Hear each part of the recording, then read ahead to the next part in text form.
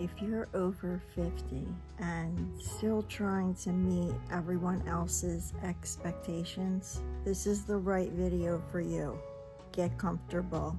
When was the last time you made a decision that was just for you? Hi, love. If you have found yourself feeling exhausted or resentful, like you're living a life that doesn't even feel like your own, I've heard so many times a lot of people that I have helped that are in our age group ask themselves, why do I feel so alone, so stuck? Why do I still worry about what others think? When is it going to be my turn? Today, we're going to talk about why that happens and how to lovingly break those rules that were never made for the empowered version of you that is emerging now. We're going to start with this first segment, the hidden costs of people pleasing. The hidden cost sounds funny, but there is a hidden cost. Most of us were raised to be good little girls and boys, children to be seen and not heard, right? Don't make too much of a fuss. If we're going over someone's house, say hello to everybody. Kiss everybody hello. Don't leave anybody out. We learned that love was something that you kind of had to earn by being helpful, like in the kitchen, by being quiet, not causing too much of an issue. And now, decades later, some of us are still following those same rules, even when they make us feel small. We say things like, yes, sure, when we mean no. We show up to things even though we're exhausted and we're scared. There's a fear of looking or seeming selfish. But the truth, choosing yourself, choosing you, is not selfish. It's sacred. Choosing yourself is sacred. Segment 2, breaking free from the old story or stories. If any of this is ringing true for you, take a nice deep breath with me.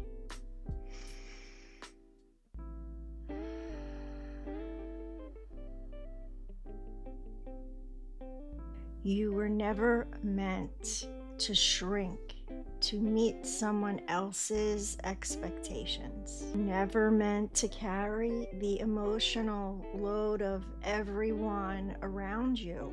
And you definitely were not put on this earth to abandon yourself in the name of being nice. Right now, right here, you have the permission to release the story.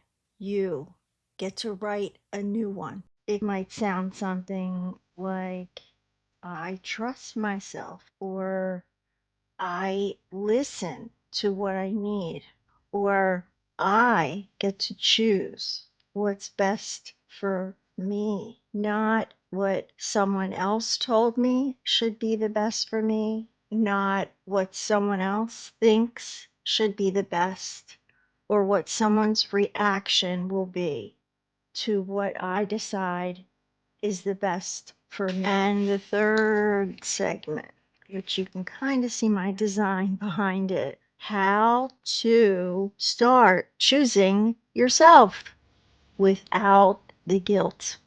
It's time to start choosing you.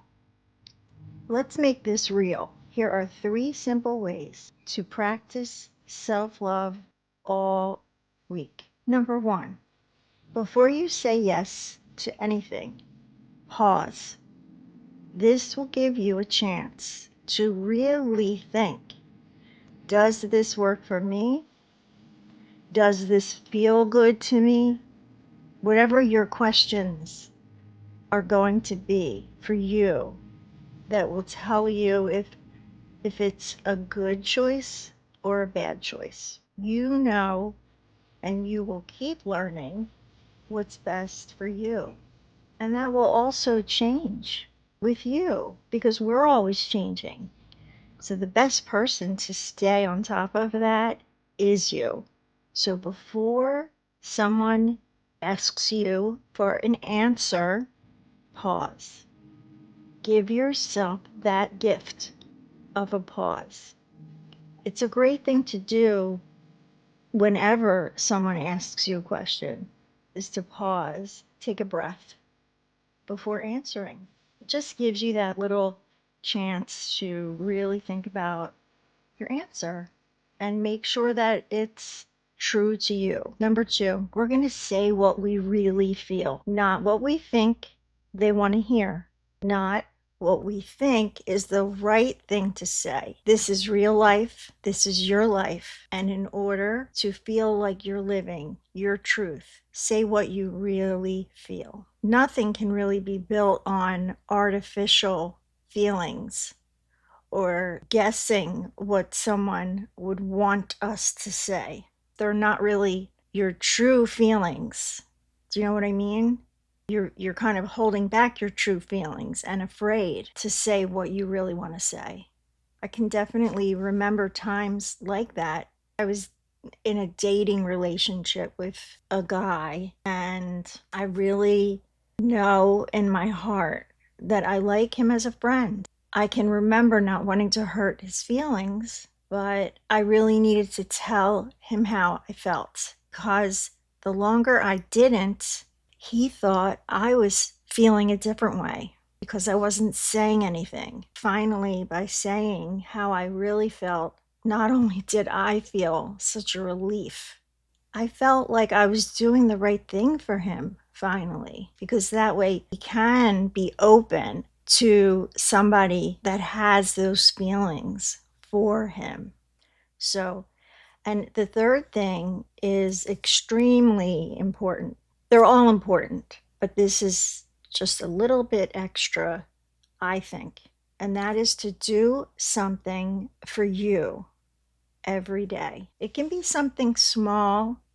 It doesn't have to be something monetary, but something that you enjoy, that brings warmth and happiness to your heart. Whatever it is, take the time to do that for yourself. Fit that into your day.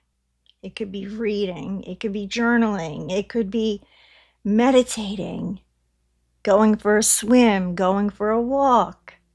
But whatever it is, include it and try your best not to blow it off. Something that you're going to do just because it brings you joy. By doing this, you're telling yourself you count. You're telling yourself you matter. I see you.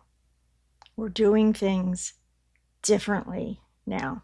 As we finish up for today, the world has had its way with you long enough. At any age, and especially over 50, you are powerful enough to say, this is my life and I choose me now. This is my life and I choose me now. Feel that in your whole body. Choosing me now. We're doing things differently. This choice to choose you is not a betrayal of others. It's a return to yourself. That is what self-love really is. If you'd like, you can grab my free printable below. It's a beautiful tool that will help you start to recognize where you might be abandoning yourself. It'll gently help you begin to return. So if this video spoke to you, the next video I'd love for you to watch is called Why You Still Don't Feel Safe, even after all the healing work. And this will help to connect everything we talked about today. And I hope to see you there. Thank you so much for sharing this time together with me. Wishing you so much love. and healing light. Namaste.